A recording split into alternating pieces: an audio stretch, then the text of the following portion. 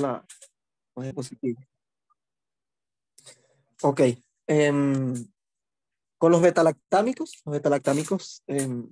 son la familia más grande de antibióticos, los de los más usados. Y como le dijo José, ese quiz no nos devolvieron, pero voy a tratar de lanzarle las preguntas que me acuerdo. Creo que me acuerdo de la mayoría. Mientras vaya avanzando, les voy diciendo. Y como sabemos quién dio el tema, entonces hay que estar cuidadoso con los detalles. Yo traté de colocarles todo detalle que considere necesario, porque sí hay preguntitas que son bastante detalladas. Entonces, yo traté de colocárselas casi todas. Entonces, de lo primero que vamos a ver es pared bacteriana y síntesis de pared bacteriana, porque incluso fue una pregunta. O sea, la pregunta de nosotros fue de pared bacteriana. Si quieres, pase a la lámina 3, porfa. La pregunta literal fue, explique cómo ocurre el mecanismo de síntesis de pared bacteriana. Literal. En la anterior, porfa. Entonces, recuerden que vamos a tener dos tipos de bacterias, gram positiva y gram negativa.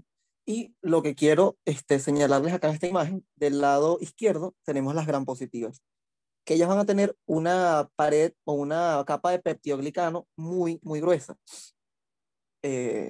A diferencia de las gram negativas del lado derecho, donde esa capa de peptidoglicano, vean cómo es más delgada y además poseen membrana externa. ¿Por qué? Porque estas dos cosas son muy importantes a la hora de penetración del antibiótico, mecanismos de resistencia y, y, y dónde se encuentra la diana del antibiótico. También vean acá como en la membrana interna, de azul, como el azul más oscurito, tenemos las PVP, que ese va a ser el sitio de acción de los betalactámicos. Entonces, eso es lo que quiero que recuerden por ahora de esta imagen. Gram positivo, pared bacteriana gruesa, no tiene membrana externa. Gram negativo, pared bacteriana delgada y posee membrana externa. Esa membrana externa tiene unos canales que son las porinas. Es muy importante porque por allí es donde van a entrar, donde van a ingresar los fármacos, en este caso los betalactámicos. Dale, la siguiente, por favor.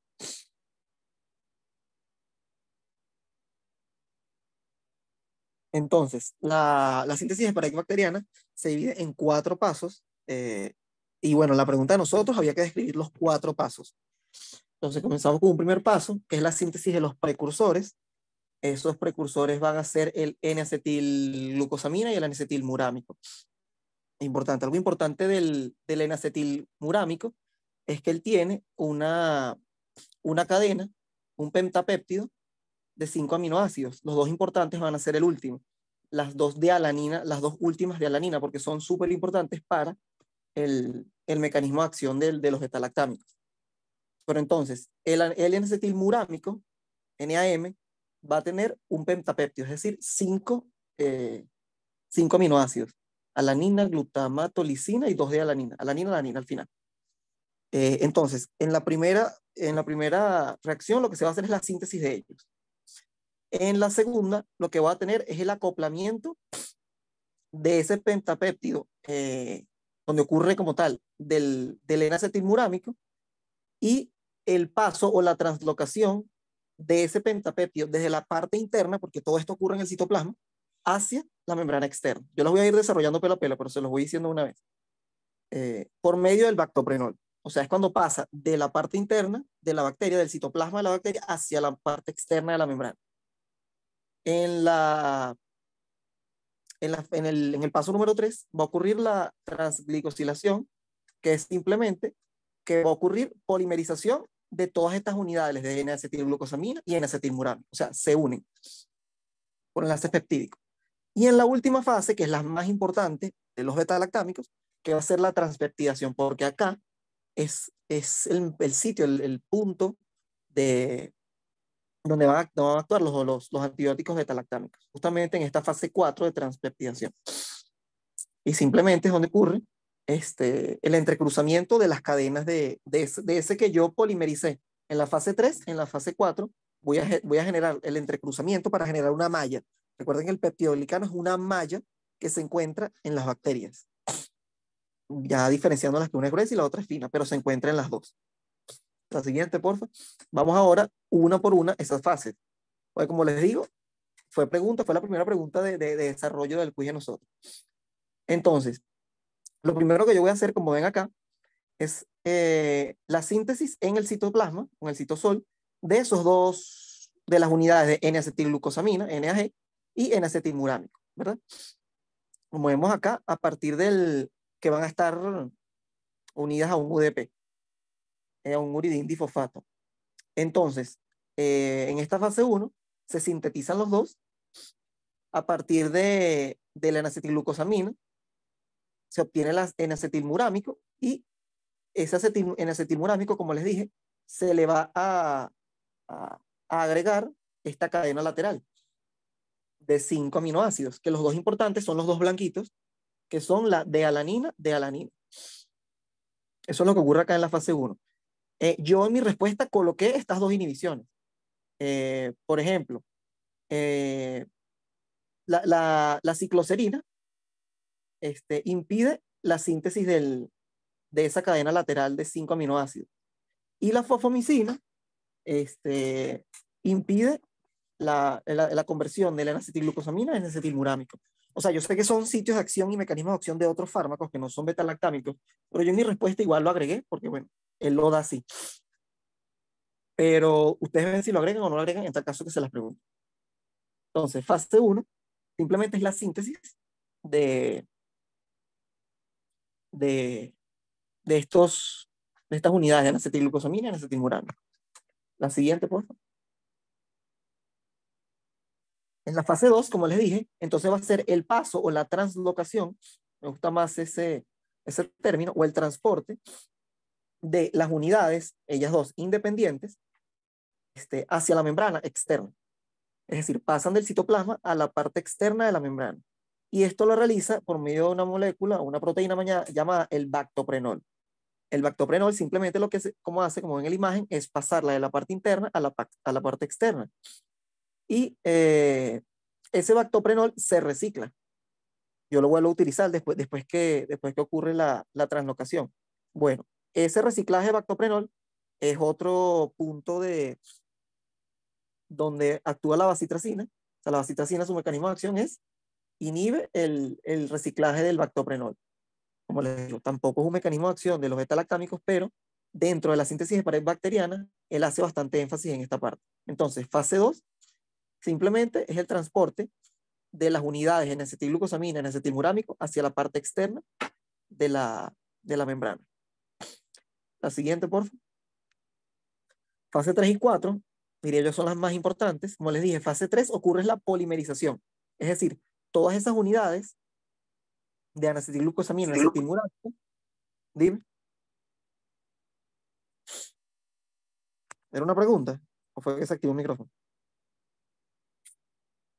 Creo que fue un micrófono. Bueno, sí. Se van a polimerizar todas estas unidades, es decir, de una manera horizontal, una manera lineal. Aquí yo las estoy polimerizando linealmente. Simplemente se hace la polimerización de todas estas unidades y se libera el UDP. Listo. Y esta se llama la transglicosilación por una enzima llamada transglucosilasa o transglucolasa. Listo. Esta es inhibida en conjunto con la fase 4 por los glicopéptidos, pero igualmente no es de los beta-lactámicos. Fase 3, polimerización de las unidades de N-acetilglucosamina y N-acetilmurámico, polímeros lineales. Y en la fase 4, que es la más importante, porque va a ocurrir los enlaces cruzados, va a ocurrir el entrecruzamiento de estas unidades lineales que acabamos de polimerizar. Es decir, va a ocurrir una unión entre una cadena de arriba y una cadena de abajo. Obviamente en las gram positivas van a haber más cadenas que en la gram negativa, pero esto ocurre entre dos cadenas. ¿Cómo ocurre esto? Bueno, les quiero mencionar rapidito que vean en la fase 4, esa línea que está uniendo los dos pentapéptidos, eso es una cadena de pentaglicina, es decir, hay 5 glicinas unidas al tercer aminoácido, que es la lisina que está ahí. Esa es una lisina. En esa lisina hay un pentapéptido, una cadena de pentaglicina, de 5 glicinas, ¿verdad? Entonces, ¿qué es lo que ocurre? ¿Cómo ocurre el entrecruzamiento? Ese puente de pentaglicina que se encuentra en el tercer aminoácido, es decir, la lisina de una cadena de N-acetilmurámico, se va a unir al cuarto aminoácido, es decir, a una D-alanina de la siguiente cadena. Es decir, es una unión 3-4. El tercer aminoácido con el cuarto aminoácido de la cadena. Y cuando ocurre esto, se libera el último, la última de alanina. No sé si me estoy dando a entender. Es fastidioso. Y así ocurre el entrecruzamiento. Es decir, es un enlace 3-4, como le digo. La cadena se encuentra unida al tercer aminoácido, que es una lisina, y se libera la última de alanina. Como les dije, en gram positivo son 50-100 moléculas, 50-100 líneas, polímeros lineales, y en gran negativo son mucho menos. Creo que son 1, 2, 3. Pero esta es la última, es la fase 4, es la más importante. No sé por qué, siendo esta donde actúan los betalactámicos, él pide toda la síntesis de pared bacteriana, pero bueno, él la pidió completa en el año de nosotros, las 4 fases. Todo este mecanismo de la fase 4 es realizado por una enzima, la transpeptidasa, y justamente la transpeptidasa es la diana, es el target de los betalactámicos, justamente porque ocurre enlaces peptídicos, y por eso es una transpeptidación, porque ocurre el entrecruzamiento de las cadenas o los polímeros lineales de N-acetilglucosamina y N-acetilmurámico, que es la que es inhibida por los betalactámicos, la transpeptidasa. Esa transpeptidasa es lo mismo que yo diga las PBP, o sea, las proteínas de unión a penicilina. Es lo mismo. Solo que existen diferentes PBP, solo que es la misma transpeptidasa. Es la que realiza el entrecruzamiento. No sé si quedó claro, porque como les digo, esto fue pregunta. Redactado, explicar las 4 fases, lo puedes explicar más cortico, obviamente. Fase 1, síntesis de las unidades. Fase 2, translocación a la parte externa. Fase 3, que sería la transglicosilación, que es la formación de los polímeros lineales. Y por último, la transpeptidación, que es el entrecruzamiento de esos polímeros. Y lo importante es, como les dije, que ocurre entre el tercer aminoácido de uno con el cuarto del otro. Carlos, una pregunta. Dime. Esto ocurre tanto en la N-acetilglurámico como en el N-acetilglucosamina, o sea, la transpeptidación. ¿Ocurre en los dos o solamente No, en el de 5 minutos? no, exacto. Solo, acuérdate que el que tiene nada más los 5 aminoácidos, la cadena de 5 aminoácidos, es nada más el N-acetilmurámico. La N-acetilglucosamina no tiene cadena. Entonces el entrecruzamiento es nada más entre un acetilmurámico y el siguiente. Uno y el siguiente. Uno y el siguiente. Ok, ok, gracias. Chévere. Ok, dale, la siguiente. Esta la coloqué, creo que también estaba en la de José. Y bueno, simplemente yo les voy a pasar un cuadro donde yo ordené todos los antibióticos, dependiendo de si intervienen en inhibiendo la síntesis de pared celular, si inhiben la síntesis de proteína o si inhiben la síntesis de ácidos nucleicos. Pero bueno, como sabemos, los betalactámicos pertenecen a los que inhiben la síntesis de pared celular. A diferencia de lo que les dijo José, que ellos son inhibidores de la síntesis de proteína.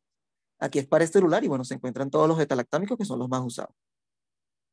La siguiente, por favor. Ok, entonces los betalactámicos son todos estos fármacos que contienen ese anillo betalactámico y porque tienen el mismo mecanismo de acción que ya medio se los dije. La siguiente, porfa. Y simplemente el mecanismo de acción es ese. Es inhibición de la transpeptidación por inhibición de la transpeptidasa por unión a las proteínas de unión a penicilina. Aquí se ve mejor cómo ocurre la unión.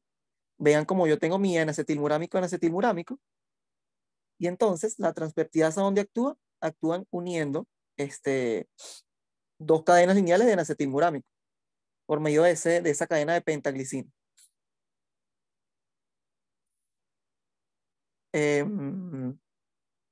Sí, simplemente si les piden que no, si les piden el mecanismo de acción, justamente, justico nada más, yo lo respondería de esta manera, como les dije. Explico primero, bueno, normalmente en la fase 4 ocurre esto y esto y esto, se une este con este y este con este. Por ende, el mecanismo de acción de los betalactámicos es la inhibición de la transpeptidación, lo escribo bien bonito, en la fase 4, en la síntesis de pared bacteriano de peptidoglicano. ¿Por qué ocurre? Bueno, porque el anillo betalactámico es, o sea, ese anillo que les mencioné, es muy parecido al dipéptido de alanina de alanina. O sea, por eso es que ocurre la inhibición de la transpeptidación.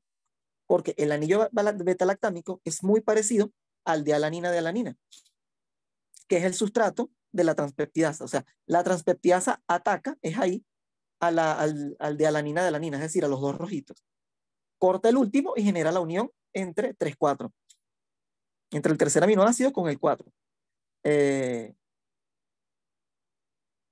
Y listo. O sea, el anillo betalactámico se une a la transpeptidasa, a la enzima, de forma covalente, y es una inactivación irreversible de la enzima. Es decir, el betalactámico se une a la transpeptidasa de forma covalente y la inactiva irreversiblemente. Por ende, no ocurre la transpeptidación porque simplemente está ocupada la transpeptidasa por el betalactámico. ¿Y qué es lo que ocurre acá? No sé si recuerdan cuál era la función de la pared bacteriana. Bueno, era evitar esa bacteria muera por cambios osmóticos. Entonces, simplemente no se sintetiza la pared bacteriana y esta bacteria muere por eso es bactericida. Muere por cambios osmóticos. La bacteria se rompe y listo. Simplemente porque no hay pared bacteriana que la proteja ante esa ruptura por cambios osmóticos.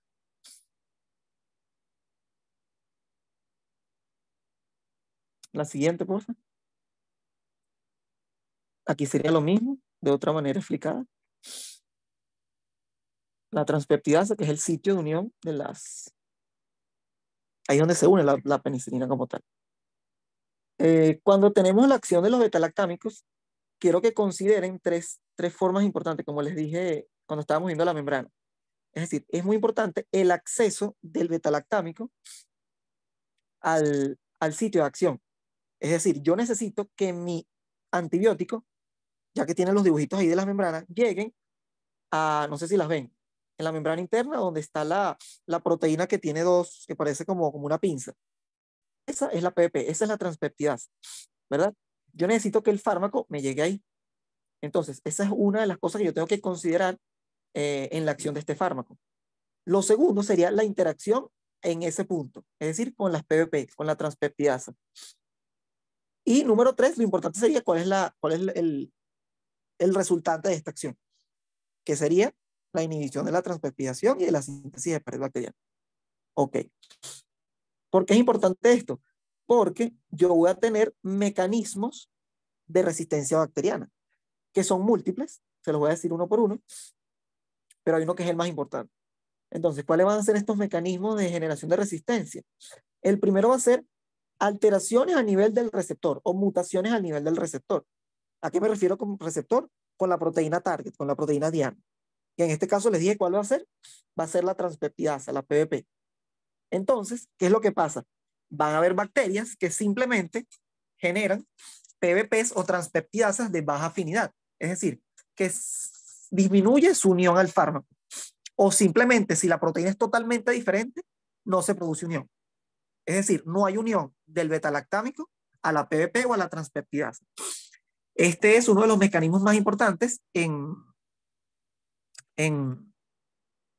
estafilococos resistente a penicilina o a metilcilina y en neumococo o streptococos pneumoniae resistente a penicilina. Son de los más importantes. Este mecanismo de resistencia, sobre todo en estafilococo y streptococo pneumoniae.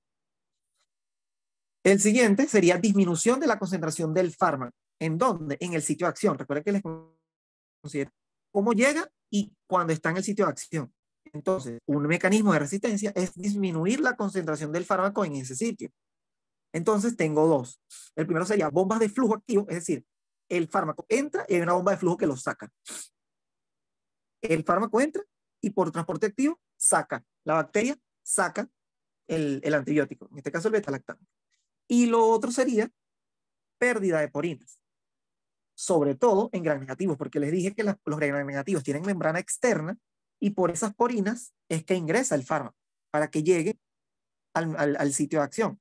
Entonces, un mecanismo de resistencia de las bacterias, sobre todo las gram negativas, va a ser la pérdida de las porinas. Como no tengo parinas, simplemente el fármaco no entra y se queda afuera. No tiene efecto. Estos dos mecanismos de acción tienen resistencia cruzada con otros fármacos. Por ejemplo, los macrólidos. Los macrólidos también tendrían que ingresar. Entonces, si tengo un fármaco que expulsa, o un fármaco, o un mecanismo que expulsa el fármaco, o un mecanismo que no me permite la entrada del fármaco, da resistencia cruzada a otros antibióticos. Nada más disminución de la concentración, tanto por bomba de flujo como por pérdida de porina. Porque cuando yo tengo una bomba de flujo o una pérdida de porina no es específico de beta-lactámicos, sino esto va a permitir que entre cualquier antibiótico, cualquier molécula, y me va a sacar cualquier antibiótico, cualquier molécula que no sea nutritivo para la bacteria. Entonces, por eso da cruzada contra otros tipos de fármacos. Y por último, viene el más importante dentro de los beta-lactámicos. Esto es un consejo que lo di una vez. Cuando vayan avanzando en los antibióticos, siempre hay un mecanismo de resistencia que es importante para ese antibiótico. No sé si José le dijo el de macrólido, que era la metilación ribosómica. Ese es el importante de los macrólidos. El de los beta-lactámicos, el más importante, es la inactivación enzimática por las beta-lactamasas. Simplemente, ¿qué son beta-lactamasas? Son proteínas o enzimas que van a degradar al fármaco. Véanlas ahí, que las tenemos que parecen unos Pac-Man.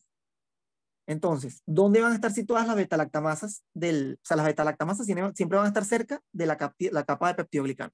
¿Dónde van a estar las de gram positivos? Van a estar afuera, porque no tiene membrana externa.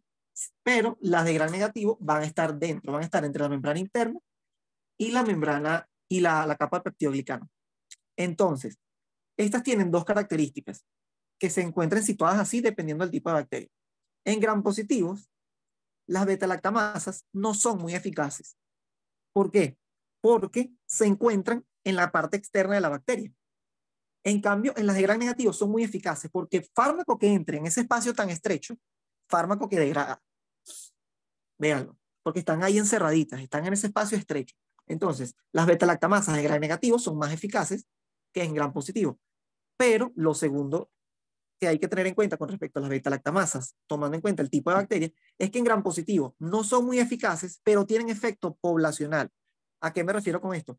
Que si una bacteria produce beta-lactamasas al exterior, puede servirle a otra bacteria que se encuentre cerca de ella, porque las beta-lactamasas no se encuentran confinadas a un espacio, a diferencia de gram negativo, que son muy eficaces para esa bacteria, pero no tienen efecto sobre las bacterias que tienen al lado, porque ellas se encuentran confinadas en ese espacio tan pequeño. Vamos a ver más adelante que las bacterias gram negativas son en realidad donde las beta-lactamasas son más importantes. Porque como son tan efectivas, bacteria que produce beta-lactamasa va a degradar el fármaco y o inhibo o necesito un inhibidor de beta-lactamasa o tengo que cambiar el fármaco cuando me genera resistencia. No sé si me voy a entender con esto también, porque son cositas que quería decirles antes de comenzar a hablar sobre los fármacos como tal. La síntesis de pared y los mecanismos de resistencia. ¿Existen otros mecanismos de resistencia? Biofilms, formación de biofilms. Recuerden que es esa como que se forma de las bacterias, como que forman y secretan una matriz entre ellas para evitar la penetración del fármaco. Y bueno, si la bacteria es intracelular, simplemente se aísla del fármaco. Pero como vieron, los importantes son alteración del receptor, que son estafilococos y estreptococos, que como ven, mira, como ven, son efectivos más en gram positivos, estafilococos y estrepto. Disminución de la concentración, que no son específicos para ninguno, pero existe. Y la inactivación enzimática, igualmente, es la más importante. Se encuentran las dos, positivo y negativo, pero son mucho más eficaces en gram negativo. ¿Por qué? Por lo que les mencioné. Ok, la siguiente, por favor. Rapidito sobre las beta-lactamasas, las tenemos en 4 clases. Se las quiero mencionar porque cuando hablemos de inhibidores, para que sea más rápido. Entonces, las beta-lactamasas las tenemos en 4 clases. Las clase A, vamos a decir las que son las más las que menos me comprometen tratar a un paciente, que van a ser las penicilasas, las BLE, que son las beta-lactamasas de espectro expandido, y las serino-beta-lactamasas. Tengo las clase B, que van a ser metalobeta-lactamasas o las carbapenemasas. Las clase C, que son las cefalosporinasas o las AMP-C, que son las cefalosporinasas plasmídicas de enterobacterias gram negativas. Y las clase D, que son las oxacilinasas y las cloxacilinasas.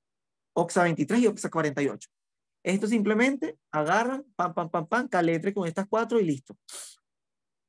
La tabla de la derecha por si quieren ver no sé qué, cuál es el sustrato, la enzima más representativa, pero yo les puse aquí las más importantes y las más representativas, dependiendo de las clases. A, B, C y D. Y esto es lo mismo, la siguiente, exacto.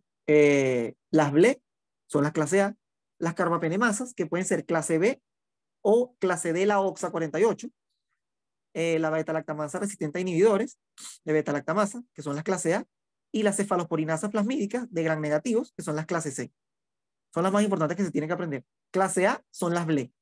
Clase B y D, OXA 48, son las carbapenemasas. Y las cefalosporinasas plasmídicas, que son las clase C o las AMP-C. Se las menciono para que cuando lleguemos a ese punto en la prueba, tengamos claro cuáles son las que estoy mencionando. Y lo último que les quiero mencionar antes de empezar con los fármacos, porfa la siguiente, es lo que le llaman la relación PKPD, o sea, relación farmacocinética farmacodinámica. Y que voy a tener dos tipos de relación, una dependiente de concentración y una dependiente de tiempo, ¿verdad? Esto lo que se refiere es a cuánto concentración o tiempo del fármaco voy a necesitar para que dé su efecto bactericida. Entonces, voy a tener unos que son dependientes de tiempo, son las que están al lado derecho, que son todos los betalactámicos. ¿A qué se refiere esto? Que yo necesito mantener una cierta área bajo la curva, que son esas áreas bajo la curva que están ahí, mantenidas en el tiempo para alcanzar cierta concentración inhibitoria mínima. Es decir, ¿cuánto de fármaco necesito yo para que tenga su efecto bactericida? Eso está en la clase de introducción de antibióticos.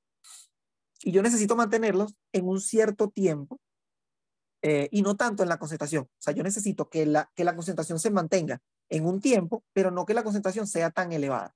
A diferencia de los que son dependientes de concentración, que yo necesito una concentración muy alta, pero que no sea mantenida en el tiempo. Y esa es nada más para las carbapenémicos. Entonces, la pregunta no creo que vaya a explicar como tal dependiente de tiempo y dependiente de concentración. Lo que quiero que se aprendan es que dependientes de tiempo van a ser betalactámicos en general, es decir, penicilinas, cefalosporinas, astreonam, monobactámicos, y los dependientes de concentración van a ser los carbapenémicos nada más. Es la excepción. O sea, yo necesito concentraciones altas del fármaco, 2, 3, 4 veces por encima de la concentración inhibitoria mínima para poder obtener un efecto bactericida. En cambio, con los dependientes de tiempo, con estar cerca de la concentración inhibitoria mínima, un poquito por encima, ya tengo efecto bactericida de los fármacos. La siguiente, por favor. Y simplemente lo que sí le pueden preguntar es esto, que es lo que yo les coloqué en el cuadro azul arriba. En las carbapenémicos, cuando yo tengo algo dependiente de concentración, quiere decir que yo tengo un efecto postantibiótico de larga duración o muy eficaz, tanto en gram positivo como en gram negativo, porque es dependiente de concentración, no me depende del tiempo. Es decir, va a ser igual para los dos. De larga duración, tanto en positivo como en negativo. Pero en los que son dependientes de tiempo, o sea, en el resto, el efecto es de larga duración, 2 semanas, en gram positivos, y de corta duración, 48 horas en gram negativos. Esto tiene que ver un poco con lo que le dije. Va a durar obviamente menos tiempo en gram negativos. ¿Por qué? Porque el fármaco es hidrolizado muy rápido en ese espacio. Y además, es muy poco el fármaco que puede entrar en ese espacio. Por eso en gram negativos es un poco menos. En cambio, en gram positivos es un poco más. Pero a eso es lo que se refiere cuando es dependiente de tiempo. 2 semanas en gram positivos, o sea, larga duración en gram positivo, o corta duración, 48 horas en gram negativo. Ok, ya listo con esto. Recuerden, síntesis de pared bacteriana, resistencia y relación PKPD. Lo que es resistencia y relación PKPD pónganle atención en cada grupo de antibióticos, porque ahí es donde entran las diferencias. Ok, vamos con las penicilinas, que va a tenerlas en 5 grupos, pero lo que me importa son 4. Las penicilinas naturales, las penicilinas resistentes a penicilinasas o antiestafilocócicas, las aminopenicilinas, carbenicilinas y uridopenicilinas, pero las carbopenicilinas nadie les para. Entonces las importantes son las otras 4. De las penicilinas o de los betalactámicos, yo lo que hice fue aprenderme el anillo que tenía, por si acaso. No preguntaron ninguno, pero me aprendí el anillo por si acaso. Entonces, siempre va a ser un anillo betalactámico fusionado con un anillo. Fusionado con un anillo. ¿Cuál es el de las penicilinas naturales? Un anillo tiazolidínico. O de las penicilinas como tal. Entonces, un anillo betalactámico unido a un anillo tiazolidínico. Listo. ¿Cómo se clasifican? La siguiente, por favor. En las 5 que les acabo de decir.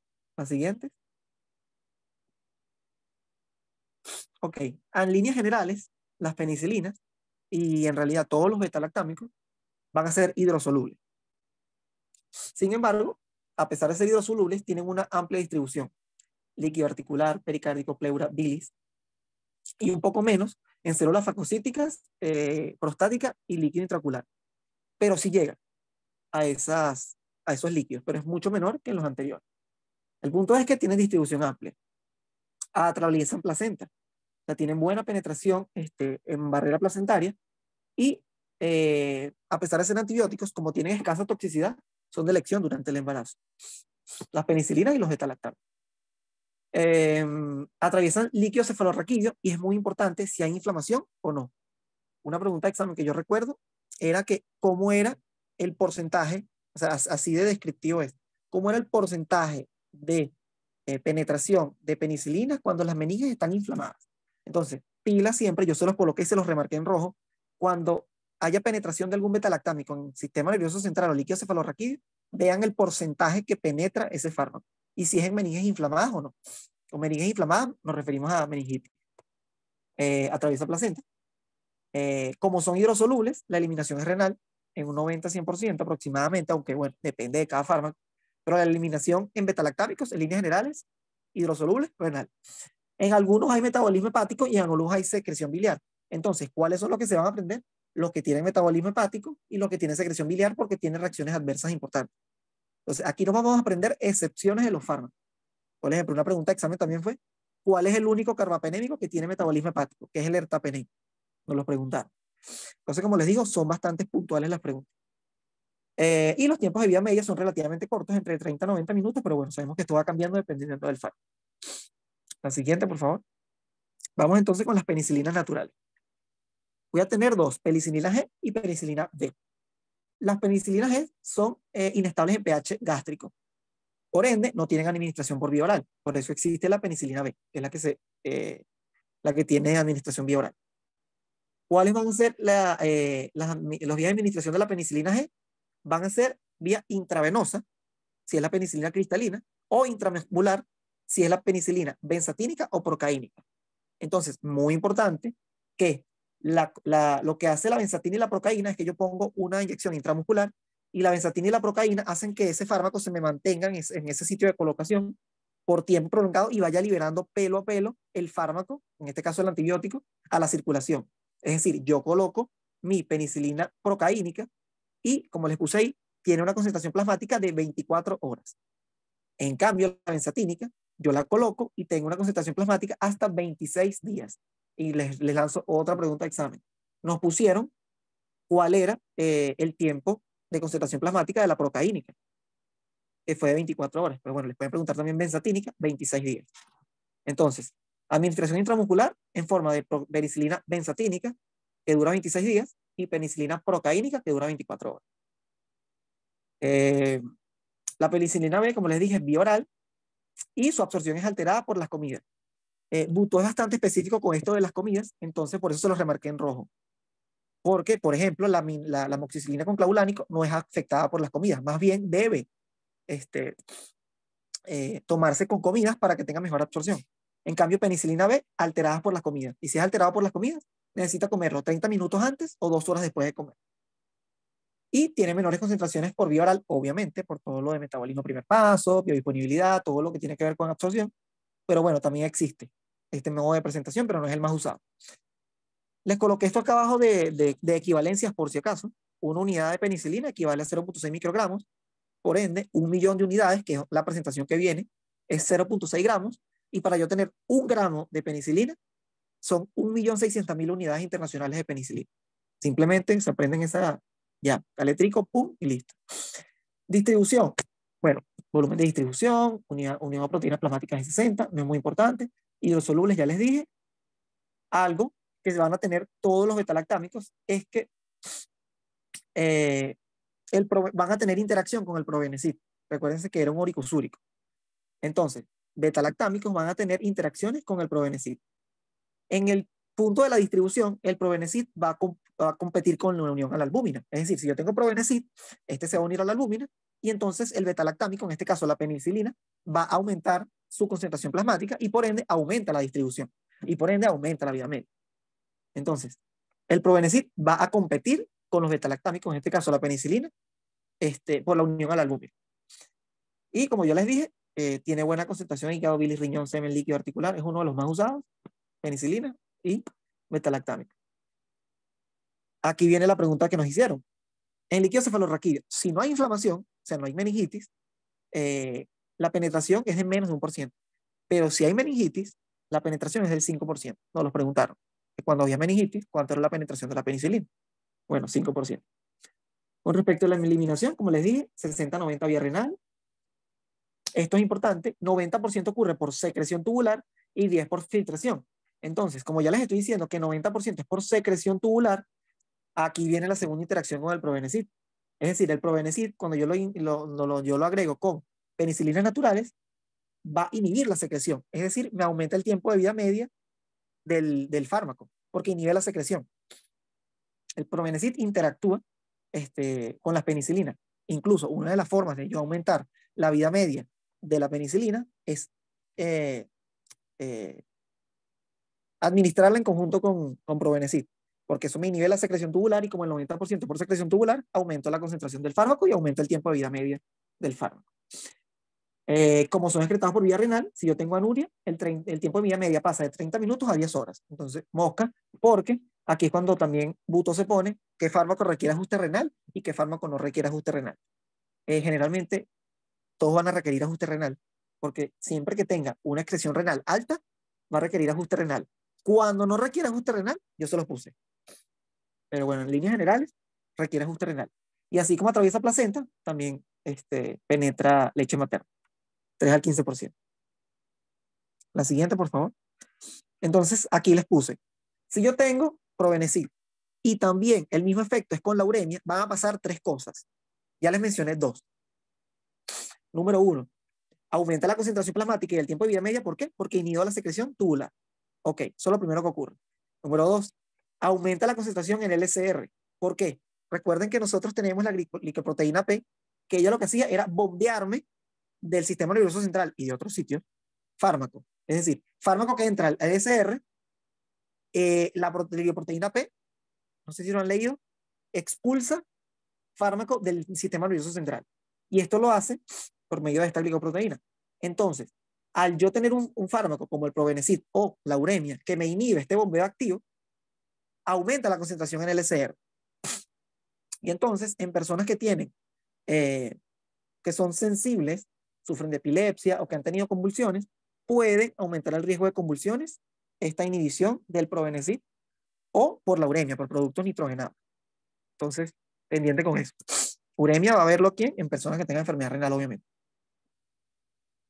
Y por último, ya se los dije también, ¿qué me va a aumentar la concentración plasmática de las penicilinas o de los betalactámicos en líneas generales? La competencia por la albúmina.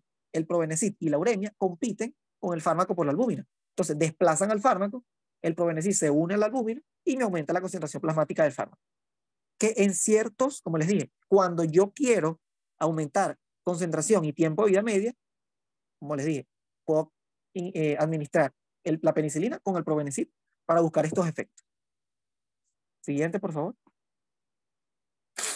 Esto es lo que les dije, este cuadrito, y fue donde mucha gente se cayó, porque nadie se leyó el cuadrito y nadie se dio cuenta que benzatínica es 26 días y procaínica 24 horas. Entonces, pendiente.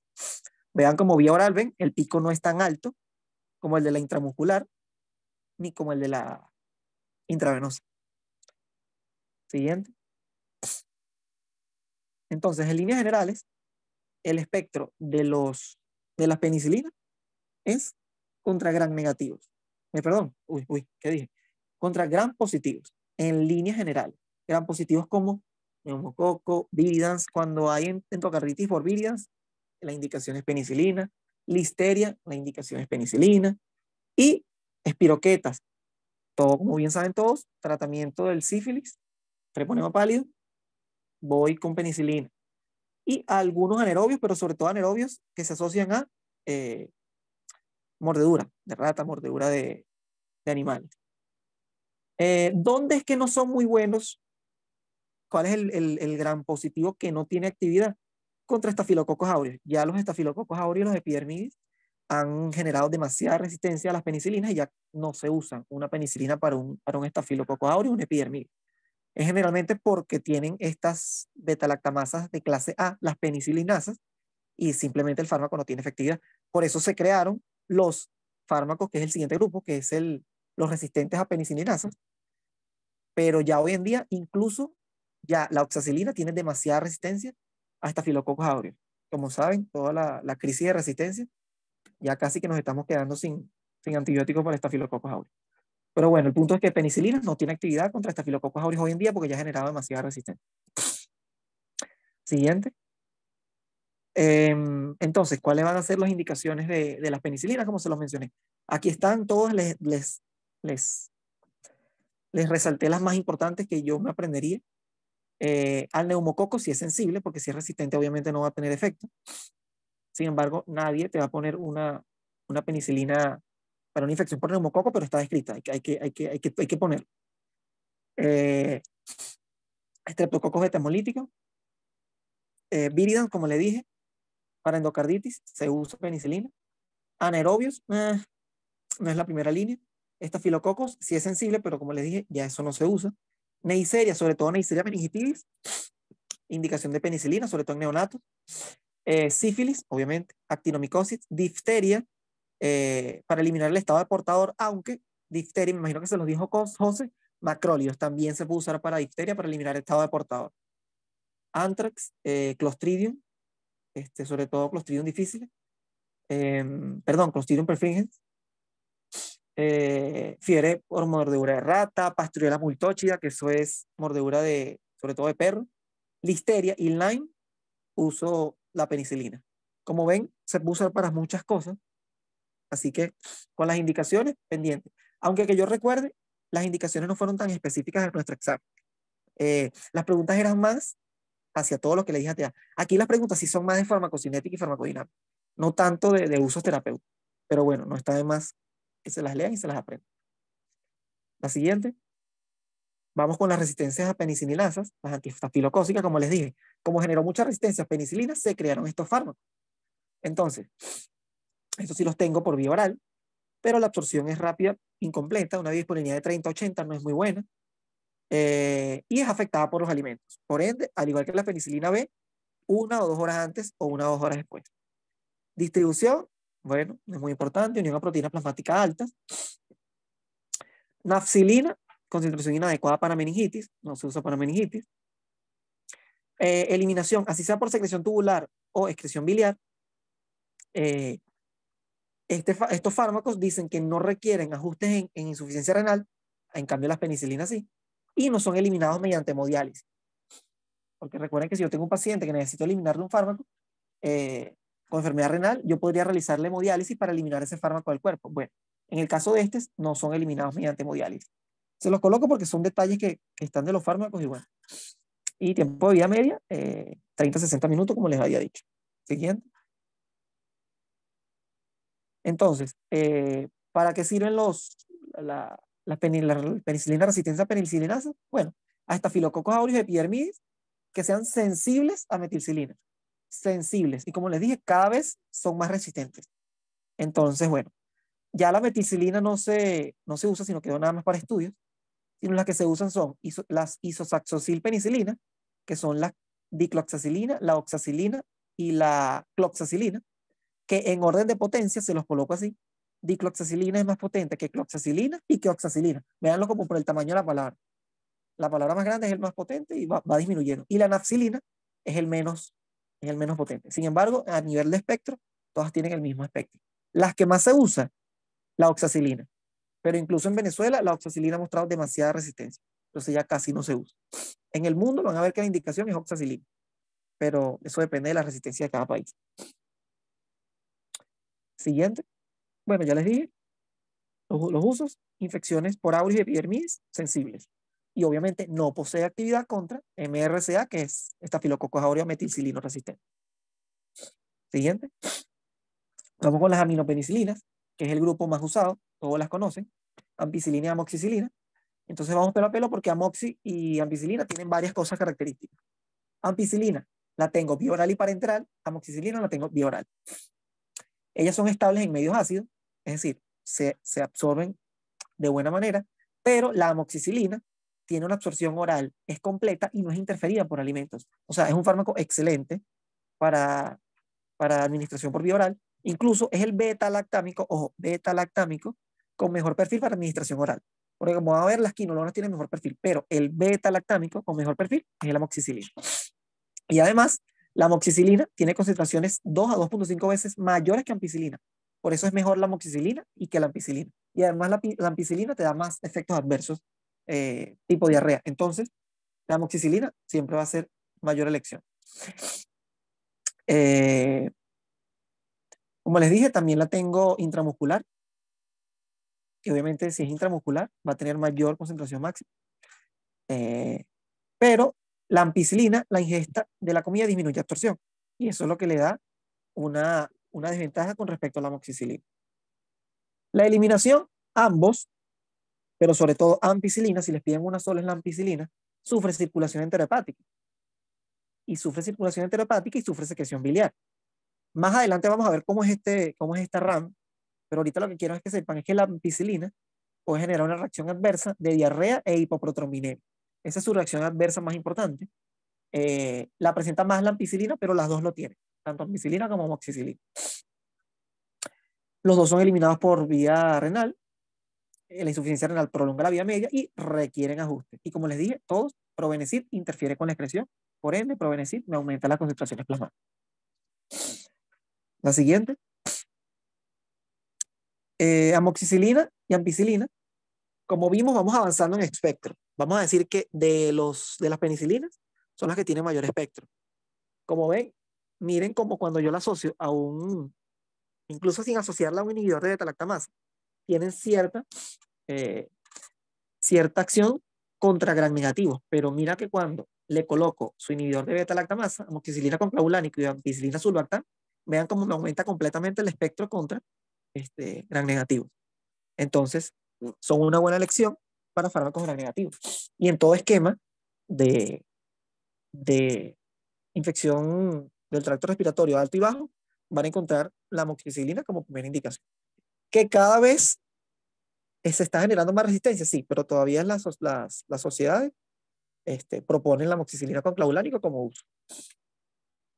¿Qué es lo que hacen eso lo vamos a ver más adelante, pero qué es lo que hace que los inhibidores de beta-lactamasa? Bueno, simplemente porque las bacterias empezaron a hacer resistencia a la ampicilina y a la amoxicilina por medio de beta-lactamasa, pero entonces, como son gran negativos, le asocio un inhibidor de beta-lactamasa y mira, recupero la actividad. Recuerden que los inhibidores de beta-lactamasa no son antimicrobianos, pero hacen que me inactiven a esas beta-lactamasas, sobre todo clase A, y mira cómo vuelve la efectividad contra esas bacterias. La siguiente. Usos terapéuticos de aminopenicilinas, bueno, como vieron, este es como el más amplio espectro del grupo. Entonces, infecciones respiratorias superiores y bajas también, sea por neumococo, por moraxella, por hemófilus, sinusitis, otitis media, expresiones agudas de bronquitis, epiglotitis, aminopenicilinas están indicadas. Meningitis neonatal, la ampicilina es la primera elección para la meningitis neonatal. Y también para listeriosis en inmunosuprimidos. Recuerden que tenía efectividad contra listeria. Bueno, ampicilina, meningitis neonatal, listeria en inmunosuprimidos.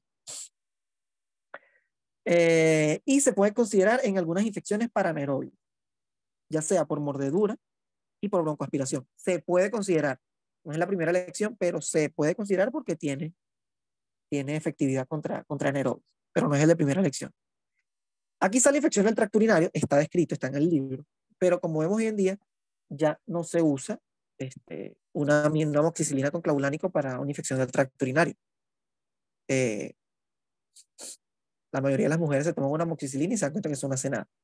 Ya se usan otros fármacos, pero bueno, está escrito, pero no es la primera línea. En embarazadas podría, pero bueno. Siguiente, por favor.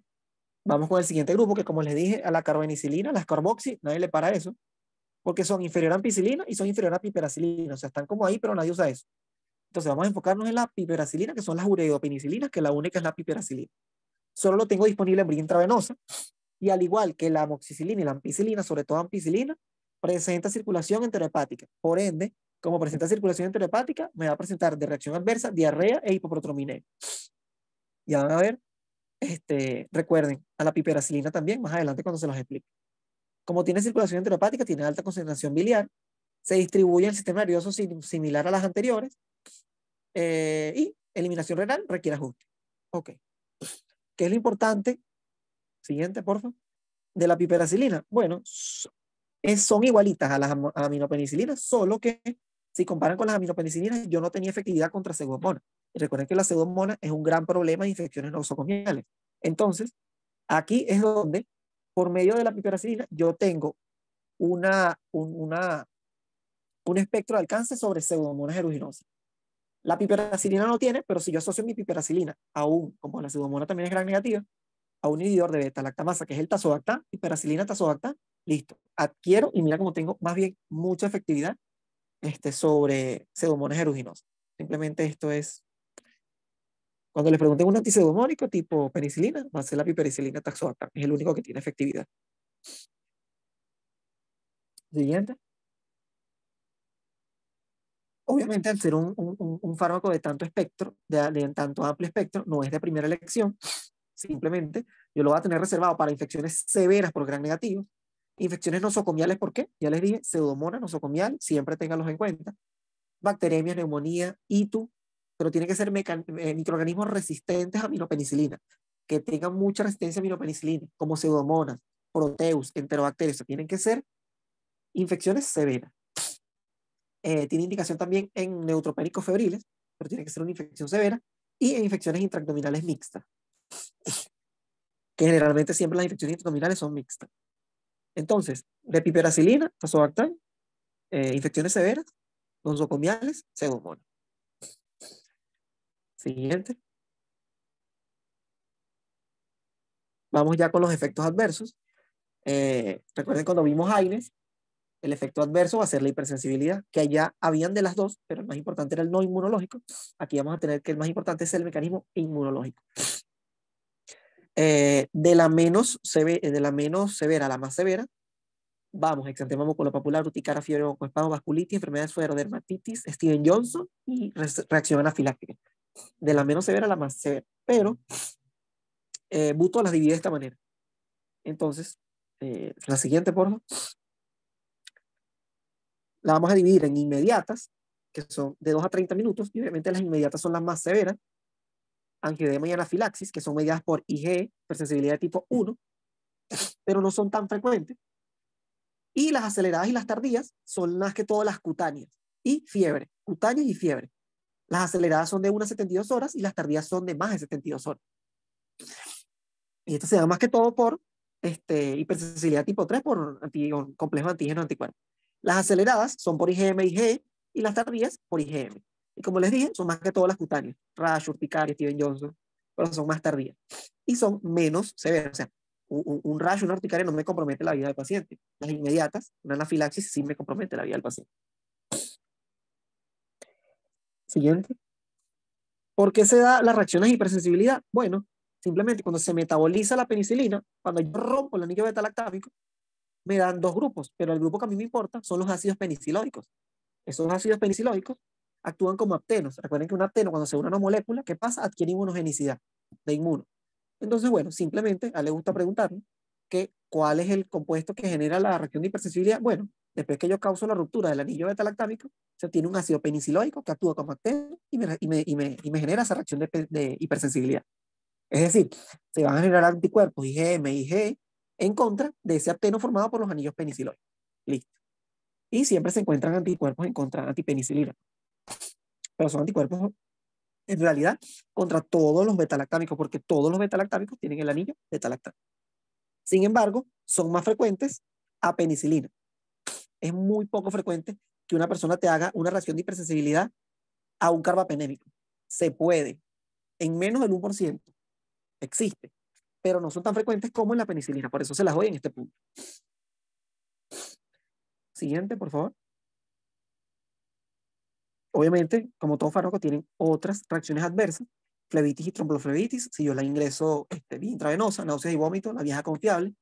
Diarrea e hipoprotrombinemia. La diarrea simplemente me da porque yo, como estoy dando un fármaco por vía oral, ese fármaco también me va a afectar la microbiota. Entonces, me barre toda la microbiota, prolifera Clostridium difficile y me da colitis pseudomembranosa, sobre todo con ampicilina, sobre todo con pipetazo. Entonces, como les dije, esa es una reacción adversa importante, sobre todo con ampicilina. La hipoprotrombinemia también es por lo mismo. Estos fármacos, cuando están en el tracto gastrointestinal, me inhiben la absorción de vitamina K. Cuando yo inhibo la absorción de vitamina K, me genera hipoprotrombinemia a nivel sistémico. Si yo llevo a agregarla de forma intratecal, se ha reportado aracnoiditis. Esta que viene, la preguntaron, por eso pendiente, preguntaron que cuál era un fármaco que podía generar fibrilación ventricular o arritmias. Y es porque la penicilina G viene asociada o viene coformulada con potasio. Entonces, si yo hago infusión de penicilina G intravenosa rápida, genera una hipercalemia y me genera una fibrilación ventricular. Eso lo preguntaron. Si yo llego a aplicar una procaínica, una benzatínica por vía intravenosa, bueno, me va a generar una reacción porque ya son intramusculares. Encefalopatía y convulsiones, acuérdense que si yo asocio la penicilina con probenecid, me inhibe el bombeo activo y me aumenta la concentración en el LCR, me puede generar encefalopatía y convulsión. Hepatotoxicidad y elevación de enzimas, se ha reportado con amoxicilina con clavulanic, un poco menos con ampicilina, y otras menos frecuentes como depresión de médula ósea, granulocitopenia, hepatitis, sobre todo oxacilina y nafcilina, nefritis intersticial por metilcilina y pernatremia por nafcilina. Y es porque la nafcilina viene conformulada con sodio. Así como penicilina viene con potasio, la nafcilina viene con sodio, entonces puede generar hipernatremia. Pero de las importantes, como les dije, las que les remarqué en rojo.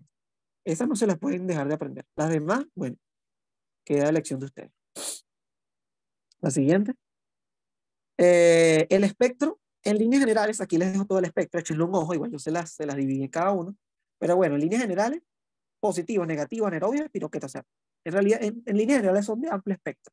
Pero las, en verdad, de amplio espectro, van a ser las amino, penicilinas, las ureopenicilinas sobre todo, es el más fuerte del grupo, y un poquito las penicilinas naturales. Pero cada vez van perdiendo más espectro. Entonces, si me preguntan dos, yo le diría las amino y las ureido. La siguiente. Cuadrito resumen de la farmacocinética, que no me voy a parar acá. Ya yo les dije las cosas importantes. Y bueno, cuadrito resumen por si quieren. Vamos ahora con la cefalosporina. Tengo chance para tomar un trago, porque tengo la boca seca.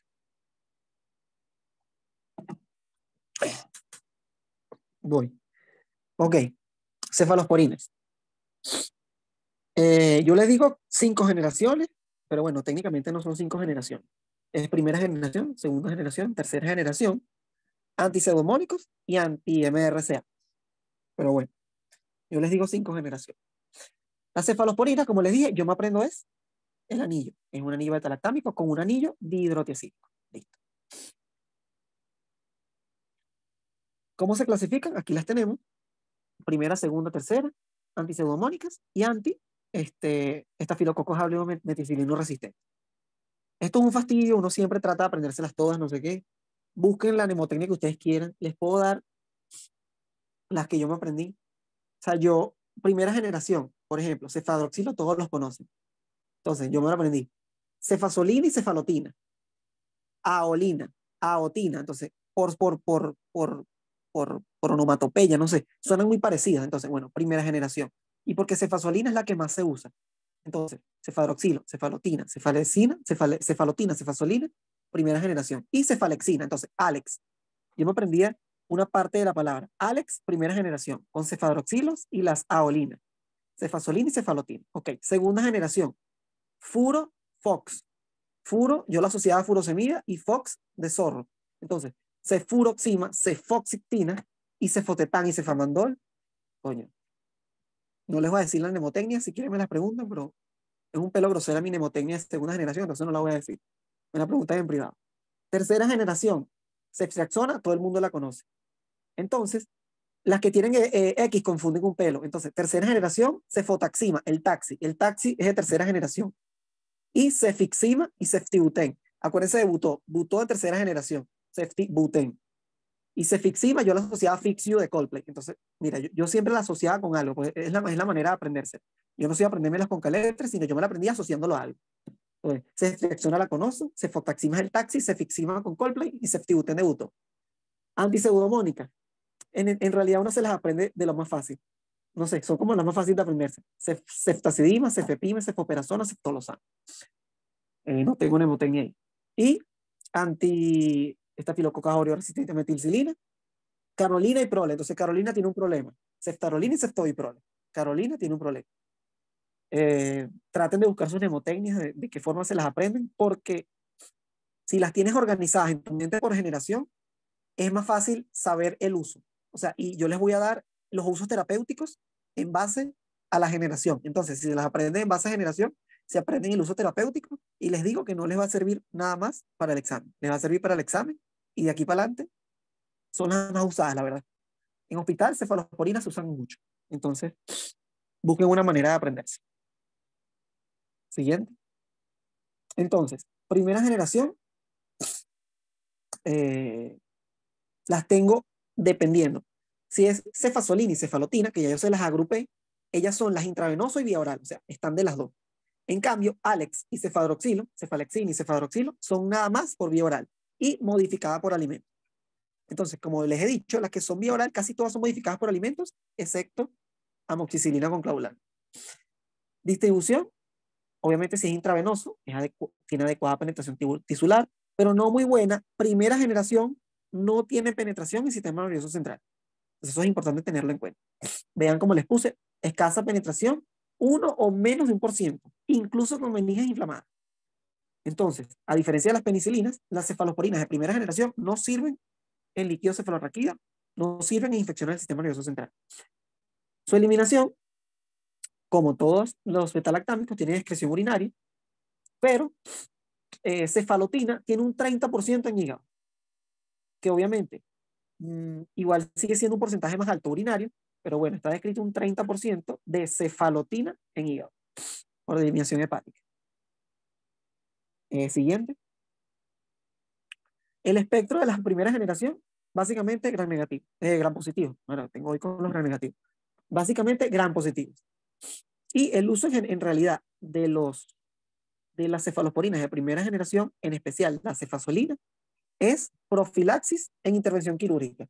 Personas que le van a realizar una operación, mamoplastia, mastectomía, artroplastia, implantación de una derivación ventriculoperitoneal, siempre se va a colocar como profilaxis de infección por gram positivos, cefazolina. Eso se aplica siempre. Entonces, esa es la indicación de las cefalosporinas de primera generación. Siguiente.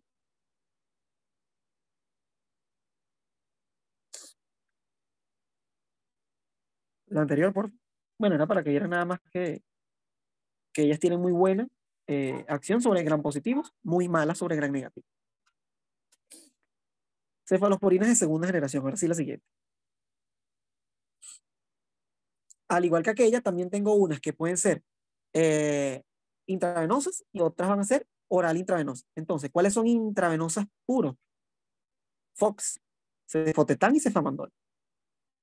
¿Cuáles son vía oral e intravenosa? Cefuroxima. Entonces, de las más importantes, acá en segunda generación, la cefuroxima es importante porque además de que es vía oral e intravenoso, siempre que yo tengo un fármaco que tenga los dos, eso es importante porque me permite, cuando yo tengo un paciente hospitalizado, por eso que nos los mandan a aprender, cuando yo tengo un paciente hospitalizado que lo tengo usando fármacos intravenosos, es bueno que yo tenga también una formulación vía oral, porque cuando yo quiero quitarle la vía, puedo ponerle el tratamiento vía oral. Entonces, cefuroxima, importante. Y además, ¿por qué es importante la cefuroxima? Porque la cefuroxima alcanza 10% de inflamación, de concentración plasmática en líquido cefalorraquídeo en inflamación benigna. Entonces, si yo voy a aplicar una cefalosporina de segunda generación en infección benigna, va a ser obviamente la cefuroxima, porque tiene una concentración plasmática de 10%. A diferencia de las penicilinas que tenían, recuerdan, 5. Y vean cómo vamos avanzando en los fármacos, vean cómo va aumentando la penetración en el sistema nervioso central. Vamos avanzando y se fueron mejorando los fármacos. Y bueno, la eliminación renal, 90-100%, por ende, necesito ajuste.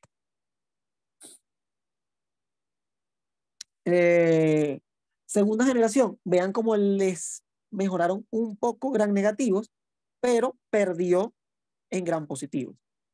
Y de la segunda generación, lo importante es que tengo dos que van a ser las cefamicinas, que es cefoxiptina y cefotetán. Ellas se conocen así como cefamicinas, que van a tener dos cosas importantes, que es el segundo punto que tienen ahí. Uno, son muy buenas contra anaerobios. Entonces, así como yo usaba primera generación para profilaxis de microorganismos cutáneos, yo voy a usar, como estas son muy buenas para anaerobios, para profilaxis para profilaxis y para infecciones que tengan que ver con intraabdominal, pélvico y ginecológico, yo voy a usar cefamicina, porque ellas son muy buenas contra anaerobios. Y recordemos que en estas cavidades van a haber microorganismos anaerobios. Y la segunda cosa importante de la cefamicina es que ellas son resistentes a beta-lactamasa, porque tienen un grupo metoxi en posición 7, pero bueno, las cefamicinas dentro de la segunda generación son resistentes a beta-lactamasa. Cefuroxima, como les dije, tiene tres cosas importantes. Uno, que viene formulada oral e intravenoso. Dos, que penetra 10% sistema nervioso. Y número tres, es que tiene muy buena actividad contra neumococos sensibles. Recuerden que les dije que perdió un poquito de actividad contra gram positivos, pero bueno, la cefuroxima conserva actividad contra neumococos. Y además es útil contra Haemophilus y Moraxella, que son gram negativos, pero bueno, recordemos que Moraxella, Haemophilus y neumococo son causantes de infecciones respiratorias altas y bajas. Entonces, si yo de este grupo voy a usar una infección respiratoria, ¿a cuál voy a tener en consideración? A cefuroxima, por todas las cosas que les mencioné. En este cuadrito, yo les remarco lo más importante. Vean cómo cefuroxima, miren cómo tiene un más en neumococo. Vean cómo cefuroxima es muy buena contra Haemophilus, Klebsiella y Moraxella. Y vean cómo cefocitina y cefotetán, que son las cefamicinas, tienen muy buena actividad contra Bacteroides flagilis, es decir, contra uno de los causantes de todos esos anaerobios en cavidades abdominales. Vamos con la tercera generación, que de acá la importante es la ceftriaxona, y yo les recomendaría que se aprendan todos los que les puse ahí, porque la ceftriaxona es fastidiosa y tiene varias cosas. Empecemos con su absorción. Ok. ¿Cuáles van a ser parenteral, intravenoso? Ceftriaxona y cefotaxima. Las dos importantes. Y además, ceftriaxona es intravenoso e intramuscular. Súper importante esta dosis intramuscular de ceftriaxona. Contra vía oral, ¿cuáles van a ser por vía oral? Cefixima y ceftibuten. Hay otros, pero bueno, yo les doy la más importante. Distribución. Aquí empezamos a mejorar la penetración del sistema nervioso central, porque ya cefotaxima penetra en un 15% y ceftriaxona penetra en un 10%. E incluso cuando yo tengo en los esquemas de tratamiento de infecciones del sistema nervioso central, la primera indicación que yo tengo ahí va a ser cefalosporinas de tercera generación. Entonces son muy importantes cefotaxima y ceftriaxona y se colocan bastante, con bastante frecuencia en los hospitales. Entonces, si se van a aprender unas al pelo, las de tercera generación. Cefotaxima 15%, ceftriaxona 10% de penetración en sistema nervioso central cuando están inflamadas. Además, ceftriaxona tiene algo importante, que es que compite con bilirrubina por la albúmina. Así como pasaba con el Probenecid, bueno, ceftriaxona compite con la bilirrubina en la albúmina. Entonces, ceftriaxona está contraindicada en neonatos, porque desplaza la albúmina, desplaza la bilirrubina y entonces me genera hiperbilirrubinemia y tengo riesgo de kernicterus. Entonces, esa es una de las cosas importantes de ceftriaxona. Eliminación. Bueno, ceftoxima, vida media de 1 hora. metabolismo hepático en el 20%, no es muy importante eso, y 80 por vía renal, entonces sigue siendo renal. Ceftriaxona tiene un volumen de vía media de 8 horas y por eso vean como cefotaxima 1 hora, pero ceftriaxona de 8 horas. Y además, aquí viene el tercero que tiene eliminación biliar, 40-60%, sobre todo 60% de mi eliminación biliar. Y obviamente, como mi eliminación es más biliar, no requiere ajuste renal. Entonces, importante esta diferencia entre cefotaxima 1 hora y ceftriaxona 8 horas. Y nos vamos a los que les coloqué arriba. Entonces, la ceftriaxona va a tener varias cosas importantes que se las coloqué ahí. 1, que tiene 10% de penetración. 2, que tiene una excreción biliar, por ende no requiere ajuste.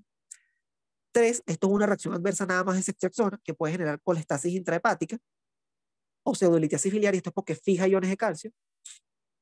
4, que desplaza, compite con la albúmina, con la bilirrubina por la albúmina, por eso no se dan neonatos. Tiene un volumen de vida media, un tiempo de vida media de 8 horas, y que tiene administración intramuscular, y es la dosis única que se usa para gonococos. O sea, para Neisseria gonorrheae, yo tengo una dosis única de ceftriaxona intramuscular, y ese es el tratamiento. Entonces vean cómo ceftriaxona tiene bastantes cosas solitas de ella, características que hay que aprenderse. Siguiente. Ok, como vemos, estos son unos fármacos, los de tercera generación, fueron mejorados contra gram negativo y contra enterobacterias, véanlo ahí. Escherichia coli, Klebsiella, Proteus, Haemophilus, Moraxella, Citrobacter, Enterobacter, Neisseria gonorrheae. Tienen un buen espectro contra gram positivos, pero su efecto es contra gram negativo. Le mejoraron la penetración del sistema nervioso central, ceftriaxona 10, cefotaxima 15 y penetra humor acuoso. Y es importante mencionar que estos fármacos de cefalosporinas, cuando yo les mencioné las de clase C, las beta-lactamasas, habían unas que se llamaban AMC, que eran cefalosporinas plasmídicas, cefalosporinasas plasmídicas. Bueno, las cefalosporinas de tercera generación, sobre todo las de tercera generación, son muy fácilmente hidrolizadas por beta-lactamasas de tipo clase C. Por eso, yo tengo que estar muy seguro de que ese paciente no es resistente a cefalosporinas de tercera, porque se ha descrito mucha resistencia por medio de estas beta-lactamasas de tipo clase C, a estas cefalosporinas plasmídicas, sobre todo las de tercera generación. Por ende, no se da en tratamiento empírico. O sea, de entrada en un tratamiento empírico, yo no puedo dar cefalosporinas de tercera generación. Por eso, porque tienen mucha resistencia por beta-lactamasas de clase C. Siguiente. Como vemos, tienen un muy buen espectro contra gram negativos. Es su indicación, los gram negativos sobre todo. Y bueno, cefotaxima y ceftriaxona tienen muy buena actividad contra neumococo. Entonces, es una opción que uno puede tener para tratar neumonía. Este es el espectro. Vean como dentro de las tres primeras generaciones, 1, 2 y 3, primero comienzo con gram positivos, después voy mejorando contra gram negativos, y bueno, llego a tercera generación, que son los fuertes contra gram negativos. Ahorita vamos a hablar sobre las indicaciones, que se las puse, como les dije, a todas por generación. Vengo con las antipseudomónicas, que son las que yo le digo de cuarta generación, como para orden mental. Todas las tengo parenteral, sea intramuscular o intravenosa. Ya teníamos un antipseudomónico, que era pipetazo. Vamos con lo siguiente. Cefepime presenta buena penetración en el SR, pero en modelos animales. Cefoperazona, unión a proteínas plasmáticas de 90. Ceftazidima, unión a proteínas plasmáticas de 17. No muy importante. ¿Qué es lo importante de acá? Las cefoperazona, vean cómo las tengo marcadas en rojo, porque cefoperazona, al igual que pipetazo, y al igual que ampicilina, tiene eliminación biliar en un 70-80% y no requiere ajuste. Por ende, todas esas que yo les hable de eliminación biliar me van a generar los efectos adversos que hablamos allá, diarrea e hipoproteinemia. Siempre tenerlas en cuenta. A las que tienen eliminación biliar, por ende, no van a tener eliminación vía renal y no requieren ajuste renal. Que como les dije, en líneas generales, los beta-lactámicos son hidrosolubles vía renal. La siguiente. Tienen una misma actividad, o sea, su actividad contra gram negativos es equiparable a cefalosporinas de tercera. Simplemente lo que yo hice acá es que le agregué mi acción antipseudomónica. Por eso son las antipseudomónicas. porque las cefaloporinas de tercera no tenían acción contra Pseudomonas. Por eso, gram negativo similar a tercera. Ceftolozano, que también se asocian a inhibidores de beta-lactamasa, por lo mismo, para que no pierdan esa actividad sobre Pseudomonas. Ceftolozano es la que tiene mejor potencia si Pseudomonas. Cefoperazona es la que tiene menor potencia contra todo y menor potencia antipseudomónica. Entonces, en orden de potencia sería ceftolozano, ceftazidima, cefoperazona y es equiparable a piperacilina tazobactam. Entonces, la más fuerte es ceftolozano y la menos fuerte es cefoperazona. Cefepime, lo que tiene de importante ella es que tiene estabilidad contra, recuerdan esas beta-lactamasas que yo les dije, AMP-C, de tercera generación. Entonces, por eso, cefepime fue mejorada en ese aspecto. Ella tiene estabilidad a esas beta-lactamasas de clase C. Además, una cobertura antipseudomonas. Por eso ustedes ven o van a ver en los hospitales que cefepime se usa bastante. Y es por esto, porque mejoró a las de tercera y además tengo antipseudomónica. Y recuerden que les dije, ¿por qué no se usaba a las de cefalosporinas de tercera generación? Porque tengo este riesgo de que sean resistentes a beta-lactamasas de clase C. Bueno, como cefepime tiene estabilidad contra estas beta-lactamasas, esta sí es utilizada como tratamiento empírico inicial en un paciente con neutropenia febril. Porque yo empíricamente, como en ese momento no tengo, y en una persona con neutropenia es, coño, que me está haciendo fiebre, quiere decir que tiene una infección en algún sitio, yo empíricamente comienzo con un cefepime. O como van a ver más adelante, con un carbapenémico. Pero necesito iniciar con algo alto, con algo que me cubra todo. Y uno de los más importantes que yo tengo va a ser el cefepime. Y bueno, con lo último serían las anti, por eso no me detallé mucho, porque las antiestafilococos resistentes a metilcilina, que son ceftarolina y ceftobiprole, simplemente es lo mismo, pero ahora tiene actividad contra resistente a metilcilina. Es decir, ya empiezan a sumarse cuáles son los fármacos en las listicas que les pasó José, que está muy buena esa lista. Ya van a empezar a ver que uno de los primeros fármacos que tengo contra estafilococos aureus metilcilino resistentes van a ser estos dos. Y simplemente porque ellos son útiles para este estafilococo. Recuerden que, y al neumococo también, resistente a penicilina. Recuerden los mecanismos de resistencia, les mencioné el primer mecanismo, que era mutación de la proteína diana, de la proteína blanco. Bueno, Staphylococcus aureus metilcilino resistente simplemente lo que hizo fue generar unas PBP o una transpeptidasa que es muy poco, que tiene baja sensibilidad o que tiene baja afinidad a beta-lactámicos. Entonces simplemente los beta-lactámicos no se unen. Pero entonces, ¿qué pasa? Ceftarolina y ceftobiprole tiene capacidad de unirse a estas PBP de baja afinidad y por eso adquiero acción en contra de estafilococos resistente a metilcilina y Streptococcus pneumoniae resistente a penicilina. Porque este sí tiene la capacidad de unirse a esas PBP que se mutaron. Y de la ceftarolina, bueno, que es una prodroga, por si acaso, es la única que es prodroga en este grupo, entonces bueno. Y bueno, resumen de todo lo que les acabo de mencionar. Resumen de farmacocinética. Les dije lo más importante, pero si le quiere echar un ojo como para confirmar, no sé qué. Siguiente. Siguiente. Y las indicaciones terapéuticas por color y por por generación. Primera generación, recuerden, gram positivo. Entonces, ¿para qué las voy a usar? Profilaxis preoperatoria contra gérmenes de piel o colonización de prótesis, sea prótesis de cadera, prótesis cardíaca, artroplastia, mastopexia, todo lo que yo vaya a hacer a nivel de piel, que yo no tenga penetración de cavidad, yo voy a usar cefalosporinas de primera generación, que el más importante va a ser la cefazolina. Ok.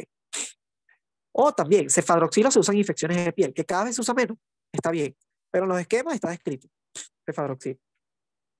Cefalosporinas de segunda generación, como les dije, eran muy buenas contra gérmenes gram positivos, son las mejores contra anaerobios, sobre todo las cefamicinas, que son cefosectina y cefotetán. Entonces, ¿cuáles van a ser las indicaciones de cefalosporinas de segunda generación?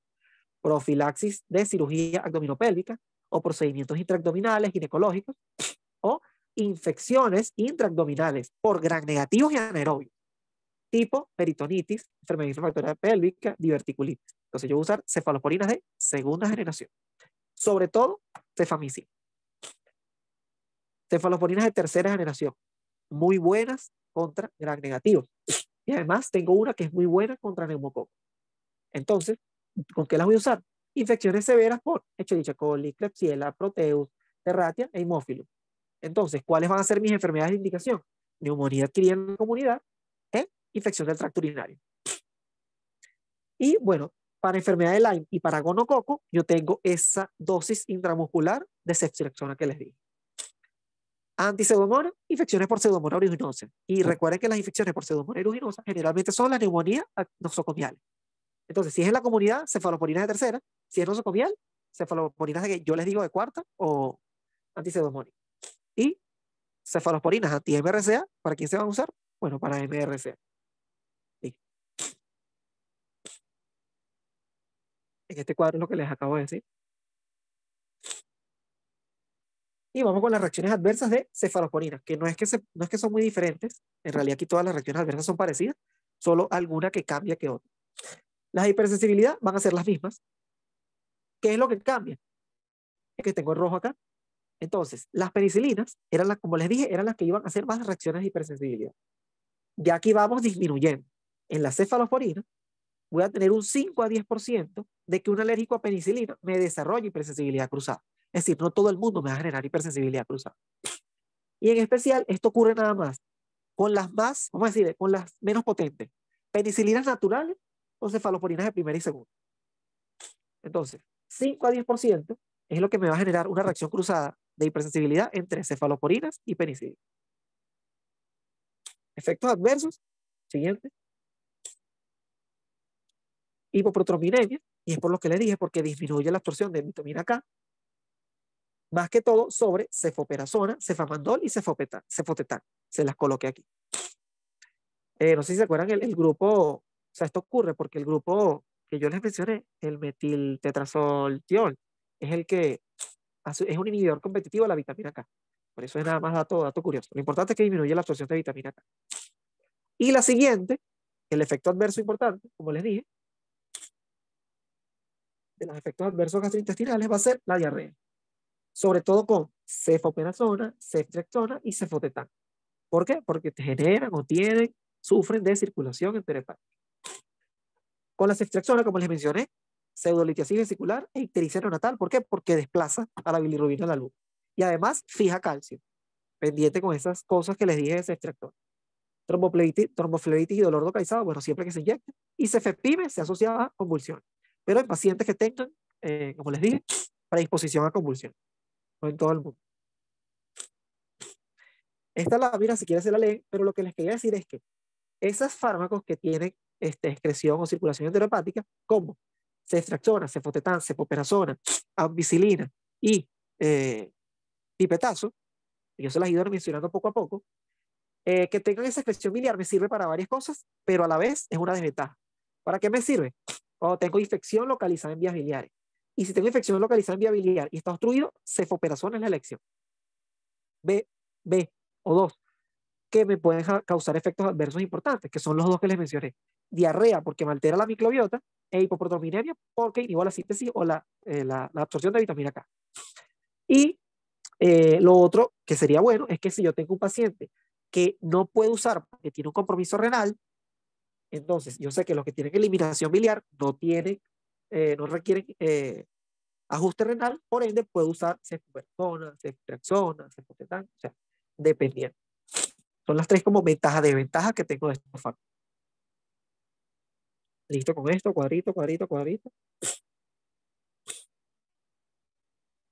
Y bueno, caemos en los carbapenems. Voy a tener 4 fármacos representativos. Entonces, de los carbapenems, el anillo ¿cuál va a ser? Un anillo pirrolidina. Además, tiene un grupo hidroxietilo. Como vemos y como les he ido diciendo, siempre se va mejorando el fármaco. Entonces, los carbapenémicos tienen un grupo hidroxietilo que me protege contra beta-lactamasa. Es decir, de los fármacos beta-lactámicos, como yo le digo, la tapa del frasco van a ser los carbapenems. Está bien. Pero recuerden que les mencioné que habían unas beta-lactamasas que sí que se podrían generar contra con los carbapenémicos, con las carbapenemasas. Entonces, ese grupo los protege de muchas beta-lactamasas, ¿verdad? La clase A, C y D.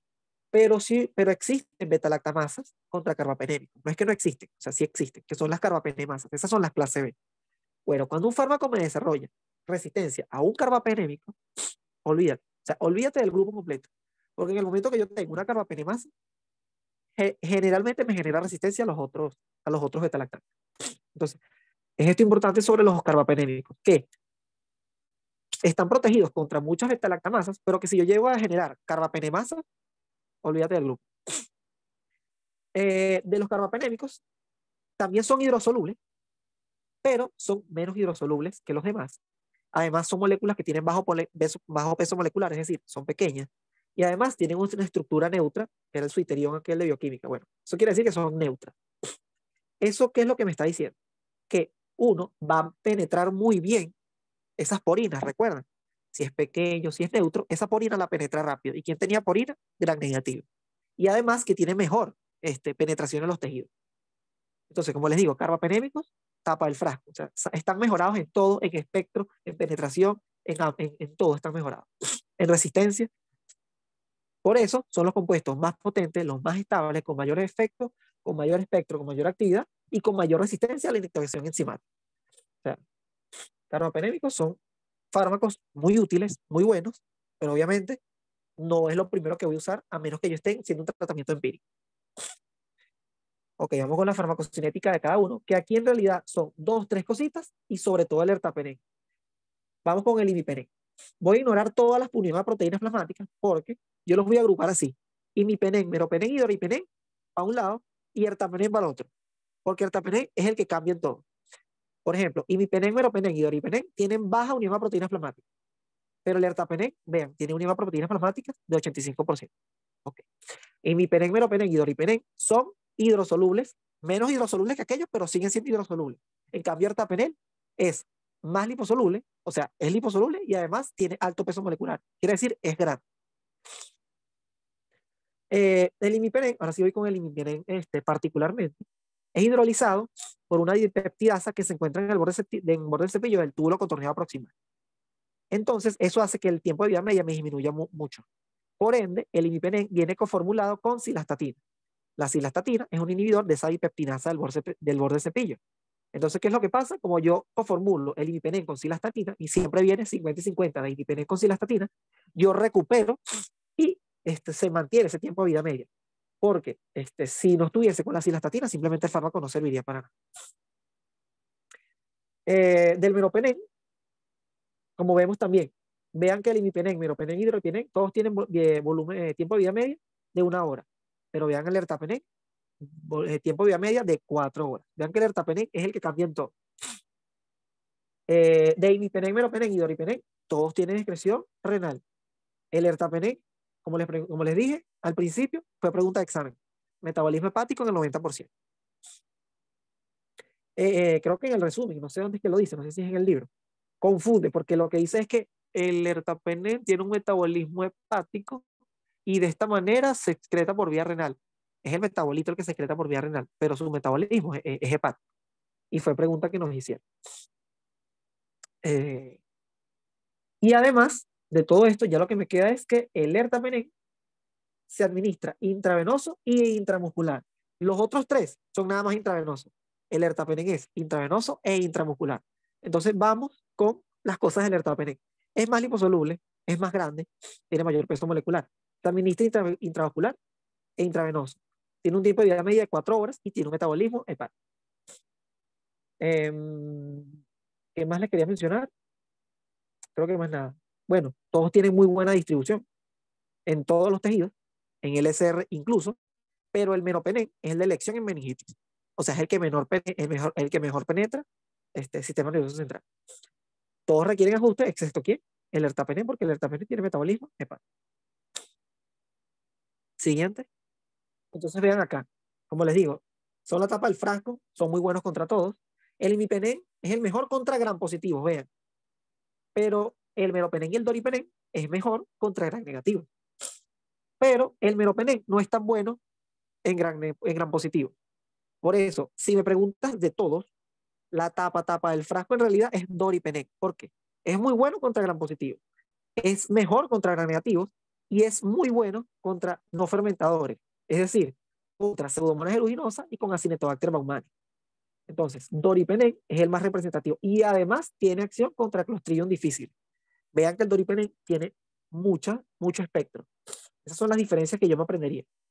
Imipenem, mejor contra gram positivo.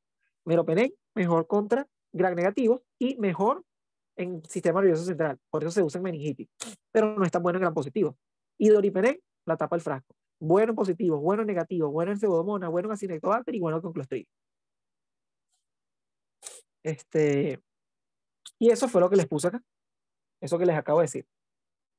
Que doripenem es el mejor. Y dentro de los beta-lactámicos, el mejor antiseudomónico es el doripenem. Vieron que les iba mencionando poco a poco antiseudomónicos. Bueno, ya llegamos al mejor del grupo. El mejor beta-lactámico antiseudomónico es doripenem. El mejor carbapenémico es doripenem. Que en nuestro país no se usa el doripenem, es otra cosa, pero bueno, en los libros. Y algo que les quería mencionar, si quieres, echa un momentico para atrás, porfa, Valeria. Ve que el ertapenem no tiene acción contra Pseudomonas ni contra Acinetobacter. No, en la tablita. Ajá. Ven, Acinetobacter y Pseudomonas, ertapenem no tiene acción. ¿Por qué? Recuerden que dijimos que era lipofílico y que era grande. Ese aumento del peso molecular que lo haga grande hace que por las porinas no penetre muy bien. Por eso, ertapenem no tiene actividad contra Pseudomonas ni contra Acinetobacter. Les pueden poner en el examen bacilos gram negativos no fermentadores de glucosa o no fermentadores. Esos son Pseudomonas y Acinetobacter, pero para que se, o sea, que se pueden referir a Pseudomonas como no fermentador, pero para que sepa. Ok, la siguiente, siguiente y siguiente. Tablita de farmacocinética, siguiente. Y bueno, llegamos a los que ya habíamos hablado. ¿Cuáles son lo importante de los carbapenems? Que tienen efecto dependiente de concentración. Es decir, efecto postantibiótico de larga duración y significativo, tanto en positivo como en negativo. Pero como ya vimos, la elección en realidad de carbapenémicos es o cuando ya no tengo más nada o con gram negativos. O sea, yo veo carbapenems y tengo que empezar en gram negativo. Y veo carbapenems y tengo que empezar en Pseudomonas. O tratamiento empírico. Siguiente. Y eso se correlaciona con las indicaciones. Entonces, imipenem, meropenem, doripenem. Infecciones severas por Pseudomonas. Infecciones por neumococo resistente a penicilina. Pero esto es como un ojo. O sea, los carbapenems no tienen acción contra metilcilino resistente, como bien. Y no tienen acción contra neumococo resistente a penicilina. Pero sí, si yo le aumento mucho la dosis, podría tener efecto. Por eso yo les coloqué ahí. Si aumento la concentración inhibitoria mínima, podría tener efecto contra neumococo resistente. Pero lo importante es que no tienen efecto contra metilcilino resistente. Eso es lo que les quita un poquito de tapa del frasco. Es lo que le faltaría al carbapenem para ser perfecto, pero bueno, no tiene. Y bueno, su indicación es en infecciones asociadas al centro de salud graves y tu complicada, infecciones intraabdominales, ginecológicas, enfermedad inflamatoria pélvica, neumonía asociada a ventilador mecánico, porque esas neumonías se asocian a pseudomonas resistentes, infecciones óseas, infecciones en piel, meningitis y esmeropenem. O sea, vean que sus indicaciones terapéuticas son en severo, grave, intrahospitalario. Siguiente. Este párrafo, como les puse, son de elección en el tratamiento empírico de infecciones, sobre todo cuando yo sospecho que tengo un paciente que es resistente, bueno, sospecho o si tengo un antibiograma, obviamente, que es resistente a BLE, que es resistente a AMC, o sea, clase A y clase C, yo me voy con, por eso se usa en gram negativo y Pseudomonas multiresistentes, porque son muy buenos contra estos microorganismos. La resistencia, como les dije, es más que todo por clase B, que son las carbapenemasas, pero también las OXA, sobre todo OXA 48, y un poquito de clase A. Como les mencioné, si yo tengo resistencia a carbapenem, ya tengo resistencia a todo lo demás. O sea, no va a perder tiempo poniéndolo a un paciente porque lo que va a hacer es complicarse. Y recuerden que este paciente lo que va a tener es una infección severa. Y por último, algo que les quiero mencionar es que Algo que sí no ocurre con los carbapenems es que, por ejemplo, si yo tengo resistencia a imipenem, o sea, no todo es malo. Si yo tengo resistencia a imipenem, puede ser que el paciente no sea resistente, bueno, la bacteria, no el paciente, que la bacteria no sea resistente a doripenem. Entonces, siempre recomiendan que cuando se hace el antibiograma y cuando vean un antibiograma, generalmente se ponen todos. O sea, cuando tú vas a hacer un antibiograma y pones así cefalosporinas, tú pones 2 cefalosporinas y ya. Si hace resistencia a una, son a todas. Pero en los carbapenem, hay veces que tengo resistencia a imipenem, pero no a doripenem. Entonces, siempre hay que hacer el antibiograma con todos los carbapenem. Porque la resistencia cruzada entre ellos no es frecuente. ¿Por qué? Se los debo. No me lo pregunto. Efectos adversos, vean cómo vamos mejorando. 5 a 10% eran cefalosporina y aquí en carbapenémicos, menos de 1%. Reacción cruzada a penicilina. Es decir, si yo tengo un paciente que me refiere que en algún momento hizo una reacción adversa a penicilina cuando tenía 14 años, pero tiene 60 años y me está haciendo una infección severa y no tengo más nada, oye, yo me puedo confiar de este menos de 1%. Probablemente ese paciente no me haga una reacción severa, de una reacción de hipersensibilidad. Convulsiones, muy importante. La cilastatina, cuando una persona tiene enfermedad renal crónica o antecedentes neurológicos de epilepsia, puede generar convulsiones. Entonces, pendiente. Imipenem y cilastatina puede generar convulsiones en personas sensibles, pero es la cilastatina, no es el imipenem, es la cilastatina la que lo genera. Y bueno, la administración intravenosa, intramuscular de etapenem puede generar dolor, por eso se asocia con lidocaína. Siguiente, cuadrito, cuadrito. Ya estamos terminando, se los prometo. Los monovactámicos, vean su anillo, es un anillo betalactámico y tiazolidínico, pero no está fusionado. Y al no estar fusionado, el corte no me da anillo penicilóico, no me da ácido penicilóico. Por ende, no tengo hipersensibilidad cruzada. Excepto con ceftazidima, que era un antipseudomónico, ¿recuerdan?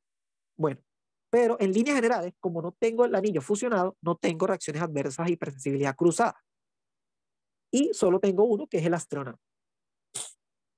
El Astreonam tiene cobertura para gram negativos, tiene actividad de antipseudomonas similar a ceftazidima y tiene estabilidad a beta-lactamasas, pero no hablé ni a AMP-C. Es decir, no son tan buenos como los carbapenem. Recuerden que carbapenem sí tenía estabilidad. Y no es activa con la gram positivo. Es decir, el Astreonam es únicamente para gram negativo. Siguiente. Lo tengo intravenoso intramuscular, no existe vía oral, eliminación renal. Y lo importante es que penetra LCR 10%. Siguiente. Siguiente. Vean esto aquí de esta tabla. Entonces se los doy yo como, ya para atrás un momentico, por favor. Vean, por ejemplo, acá como a veces no te dice eliminación hepática, pero tú lo puedes deducir a partir de una tabla. Mira, Astreonam, 58-70 renal. Imipenem 70, Meropenem 90, Doripenem 75 y Ertapenem 3.8. ¿Qué significa que tiene 3.8 de eliminación renal? Que su metabolismo es hepático. Ahora sí, siguiente. Indicaciones de Astreonam. Bueno, se parecen un poquito a carbapenem. Son infecciones asociadas a servicios de salud por negativos, neumonía, itis, meningitis, sepsis.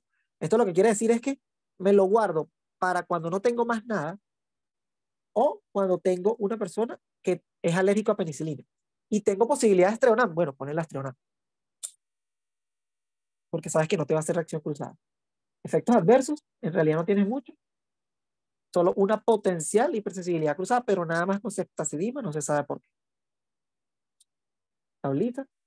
Y bueno, lo último, que serían los inhibidores de beta-lactamasa, que ellos no poseen actividad antimicrobiana como tal. O sea, ellos no son bactericidas, no son bacteriostáticos ni nada, sino ellos lo que hacen es inhibir a la beta-lactamasa, a la que ese inhibidor de beta-lactamasa sea sensible. Es decir, lo que se llama es que recuperan o mejoran la actividad antimicrobiana, como siempre vimos con amoxicilina con clavulánico, con piperacilina tazobactam. Es decir, la amoxicilina solita no tiene acción, pero cuando lo asocio, me inhibe la beta-lactamasa y bueno, adquiero o recupero el espectro. Siguiente. Recordemos las clases, ¿se acuerdan que las teníamos acá? Clase A, B, C y D. Clase A, penicilinasas. Clase B, les dije, son las carbapenemasas. Clase C son las cefalosporinasas, las AMC, sobre todo cefalosporinas de tercera. Y las clase D son las oxacilinas y las cloxacilinasas. Oxa 48, muy importante para carbapenem. Entonces, tengo inhibidores beta-lactamasas de primera generación y de segunda generación. ¿Cuáles son los de primera? Ácido clavulánico, sulbactam y tazobactam. ¿Cuáles eran? Amoxicilina con clavulánico, ampicilina sulbactam y piperacilina tazobactam. Y los de nueva generación, que no son muy frecuentes, avibactam, barbobactam y ralebactam. En realidad los que más se usan son los de primera generación. Entonces, los de primera generación son activos contra plasmídicas de tipo A, es decir, clase A, simplemente. Y son inactivas contra tipo B y tipo C. Es decir, en realidad, nada más me sirven contra bacterias que produzcan penicilinasas, BLE y serinobetalactamasa.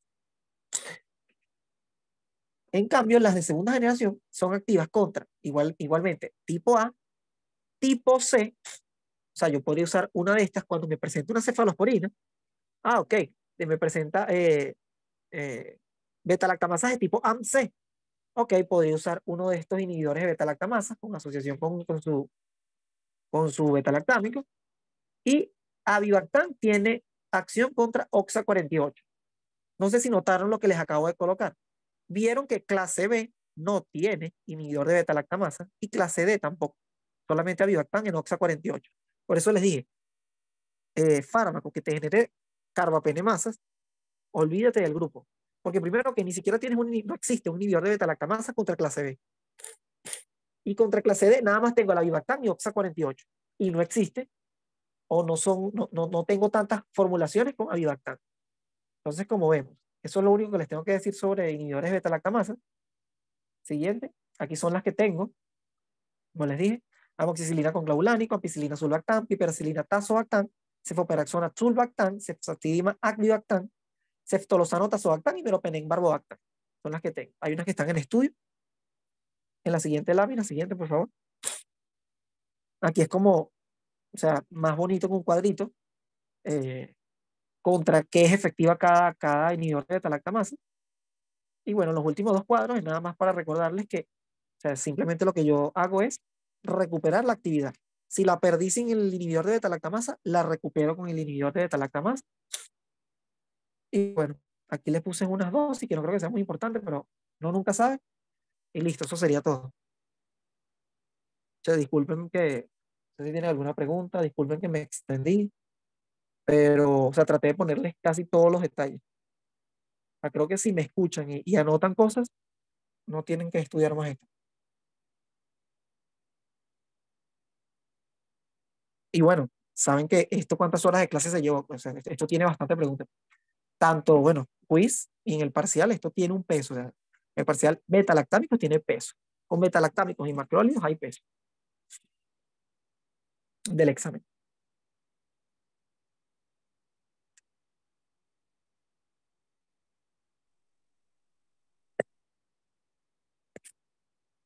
Y no hay preguntas ni nada, bueno, chévere y éxito. Ya saben, la Gracias, pregunta Carlos. de nada. Gracias, Carlos. La pregunta esa de desarrollo que nos hicieron a nosotros fue explicar toda la síntesis. O sea, yo me quedé como que, o sea, fue una pregunta de una pregunta de microbiología, porque ni siquiera era de mecanismo de acción, no, era cómo ocurre la síntesis de pared, los cuatro pasos.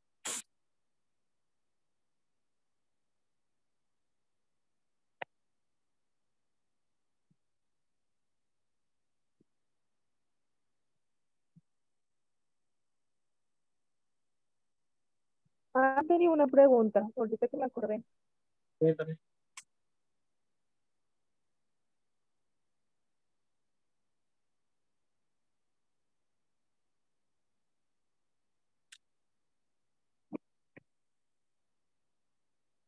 Desde